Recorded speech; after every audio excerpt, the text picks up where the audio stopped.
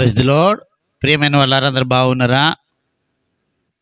మరి ఈ మధ్యలో వర్షం వచ్చి వరదలు వచ్చి ఎంతోమంది చాలా ఇబ్బంది పడ్డారు. గృహాలు కోల్పోయారు, పంటను కోల్పోయారు, ఇంట్లో వస్తువులు పాడైపోయినాయి, ఎన్నో ఇబ్బందులు గురి అయినాయి. కొంతమంది వరదలు కొట్టుకుపోయారు, చనిపోయారు.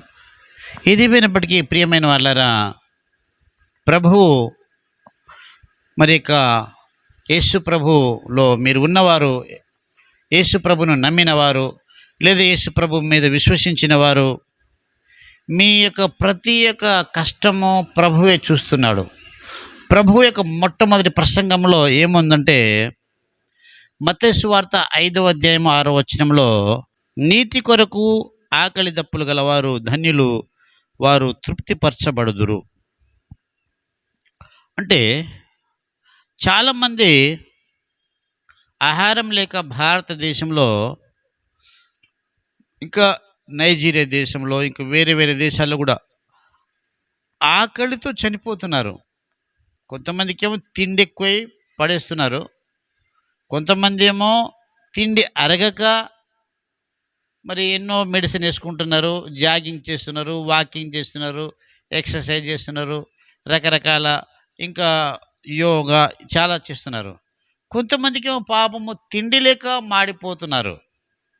అయితే తిండి లేక మరి చనిపోయేవారు కూడా కొంతమంది ఉన్నారు ఆయా ప్రాంతాల్లో. సరే, ఏదేమైనప్పటికీ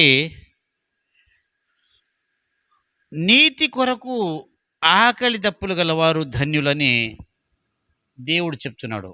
వారు తృప్తిపరచబడతారట. అన్యాయం చేసేవాడికి ఆకలి దప్పులు ఉండదు, లంచం తీసుకునే వాడికి ఆకలి దప్పులు ఉండదు, దొంగతనం చేసేవాడికి ఆకలి దప్పులు ఉండదు, అబద్ధాలు ఆడి మోసం చేసేవాడికి ఆకలి దప్పులు ఉండదు, లంచగొండితనం చేసేవారికి ఆకలి దప్పులు ఉండదు. కానీ ఎవరికి ఆకలి దప్పులు కలిగిన వారు ధన్యులంటే, నీతి కొరకు మరి ఆకలి దప్పులు కలిగిన వారు ధన్యులు. అంటే వారికి ఆకలి దప్పులు ఉండదు. కానీ కొంతమంది నీతి కొరకు ఆకలి దప్పులు కలిగిన వారు ఉంటారు. సేవ నిమిత్తమై కొంతమంది అనేక దీవులలో కష్టపడుతున్నారు. సరైన కానుక లేక, సరైన తిండి లేక, ఆదరించేవారు లేక అలమటించిపోతున్నారు. కొంతమంది ఒరిస్సా రాష్ట్రంలో, ఛత్తీస్గఢ్ రాష్ట్రంలో, గుజరాత్ రాష్ట్రంలో, మరి వివిధ రాష్ట్రాల్లో అయితే సేవ చేస్తున్నప్పుడు వారిని ఎంతో హింసిస్తున్నారు, జైల్లో పడేస్తున్నారు. అదేవిధంగా ఒక గదిలో బంధించి మరి ఎంతోమందికి మరి తినడానికి తిండి కూడా ఇవ్వలేక వారిని బంధిస్తున్నారు. ప్రియమైన వాళ్ళ, ఇలాంటి వారు ఎంతోమంది ఉన్నారు. ప్రభు కొరకు హతసాక్షులైన వారు కూడా ఉన్నారు. అయితే ప్రభు ఏం చెప్తున్నంటే, మీరు దేని కొరకు అంటే నీతి కొరకు ఆకలి దప్పులు కలిగిన వారు ధన్యులు. ఈ లోక సంబంధులు సుఖ సంతోషముల నిమిత్తమే ఆకలి కోరుకుంటారు, కానీ వారికి తృప్తి లభించదు. కొంతమంది ఆకలిగా ఉంటారు, ఎందుకంటే చెడు కోసం ఆకలిగా ఉంటారు. కొంతమంది మరి తిండి కోసము ఆకలిగా ఉంటారు. కొంతమంది దొంగతనం చేయాలని ఆకలిగా ఉంటారు. కొంతమంది వ్యభిచరించాలని ఆకలిగా ఉంటారు. కొంతమంది ఇతరులను మోసం చేయాలని ఆకలిగా ఉంటారు.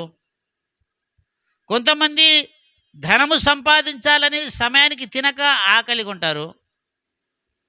కొంతమంది దూర ప్రయాణాలు చేస్తూ సరైన సమయంలో మరి ఆహారం లేక ఆకలిగా ఉంటారు. కానీ ప్రభు చెప్పే మాట ఏంటంటే, నీతి కొరకు ఆకలి దప్పులు కలిగిన వారు ధన్యులు. నీవు నీతి కొరకు ప్రయాసపడుతున్నావా? ఏమిటి ఆ నీతి అంటే, ప్రభువే నీతి, ప్రభువే సత్యము. నీవు సత్యాన్ని స్థిరపరచడానికి, నీవు సత్యాన్ని స్థాపించడానికి, నీవు సత్యాన్ని ప్రకటించడానికి నువ్వు కష్టపడుతున్నావా? అయితే ఒక దినమున ప్రభువు నిన్ను తృప్తిపరుస్తాడు. ప్రియమైన వాళ్ళారా, అయితే మత్తయి సువార్త 6వ అధ్యాయము 33వ వచనంలో ఏముందంటే, మీరు ఆయన రాజ్యమును నీతిని మొదట వెతుకుడి, అప్పుడు అవన్నీ మీకు అనుగ్రహించబడును. అంటే ప్రభు ఏం చెప్తున్నంటే, ఆయన రాజ్యాన్ని వెతకండి, ఆయన నీతిని వెతకండి. ఈ లోక సంబంధమైన వాటిని వెతకడం కాదు. ఈ లోక సంబంధమైనటువంటి వెతికి వెతికి వెతికి వెతికి వెతికి చివరికి ఏమి రాక, ఏమి చేయలేక, ఏమి సాధించలేక కొంతమంది సూసైడ్ చేసుకున్న వారు కూడా ఉన్నారు. ఎంతోమంది చింతిస్తున్నారు, అయ్యో నాకు ధనము లేదు, అయ్యో నా కొడుకులు సరిగ్గా ఉద్యోగం రాలేదు, అయ్యో నా కొడుకులు సరిగ్గా చదవలేదు, అయ్యో నా ఆరోగ్యం బాగలేదు, అయ్యో నా భర్త బాగలేడు, అయ్యో నా భార్య బాగలేదు, అయ్యో నా బిడ్డ బాగలేదు, అయ్యో ఇగో ఇది బాగలేదు, నా ఇల్లు బాగలేదు, నాకు కార్ లేదు, నాకు బండి లేదు, నేను విమాన ప్రయాణం చేయలేకపోతున్నాను, నేను మంచి డాక్టర్ దగ్గర చూపించలేకపోతున్నాను, నేను అందంగా లేను అని కొంతమంది ఎన్నో రకాలుగా చింతిస్తున్నారు. ఇలా చింతించి చింతించి చింతించి చింతించి చివరికి వారి ఆరోగ్యం పాడు చేసుకుంటున్నారు. వారికి సమాధానం లేదు. అయితే ప్రియమైన వాళ్ళరా, ఈ లోక సంబంధమైనవి కోసం నువ్వు చింతించి నీ ఆరోగ్యాన్ని పాడు చేసుకుంటే నీకు ఏమీ ప్రయోజనం లేదు. అయితే ఈ జీవితంలో నీకు ఏం కావాలో ప్రభువే నిన్ను ఇస్తాడు.